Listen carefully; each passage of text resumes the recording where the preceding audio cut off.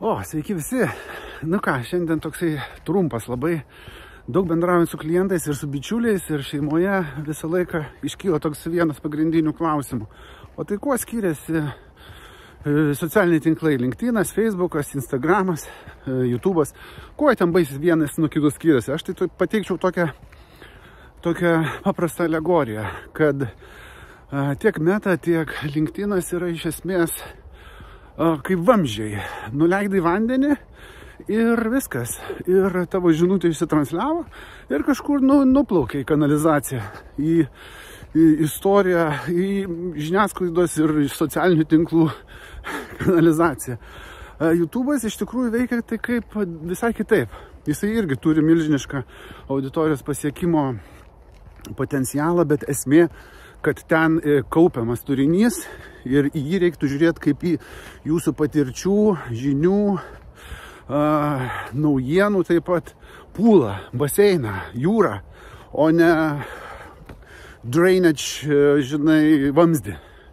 Kaip iš tikrųjų pastebėt, kad kartais net nespėjai parašyti, postint Facebook'e, LinkedIn'e, ten toks srautas eina įvairių žinučių ir jūsų ta žinutė gali jau po pusės dienos būti toli kažkur tai istorijos analuose.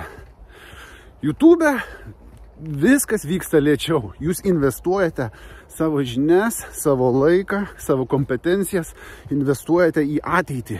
Tai yra, kūrėte savo kanalą, kurį galės matyti ir po 5 metų, po 10, visas tas žinias, visas tas jūsų sukurtus turinio vienetus galės matyti jūsų auditorijos.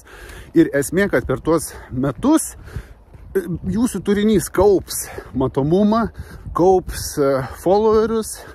Tai yra vadinamas compound efektas.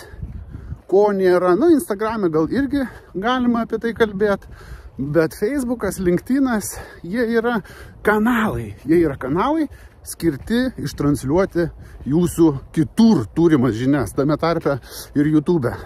Tai va toks labai trumpas. Šį kartą šalta. Labai trumpas išėjau pasivaikščiot ir norėjau tuo labai operatyviai pasidalinti. Ir kitas dalykas yra disciplina. Reikia kuo dažniau ir kuo daugiau daryti savo turinio, kad tu suprastum po metų, po pusantrų, galbūt po 3 mėnesių, gal po 5 metų, suprastum iš tikrųjų, kas veikia, o kas tik tai yra triukšmas ir kas auditorijai neįdomu.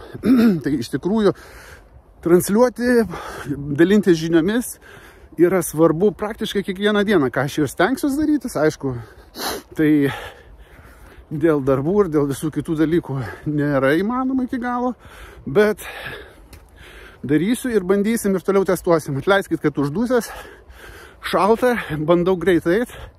Tai, kaip sakyt, tos žanro įvairovės bus, manau, mano šituose postuose nemažai. Tai laikykitės, gražus pirmadienis, prasideda žiema po biškutį, lapkričio 17. Viskas, varom toliau, iki.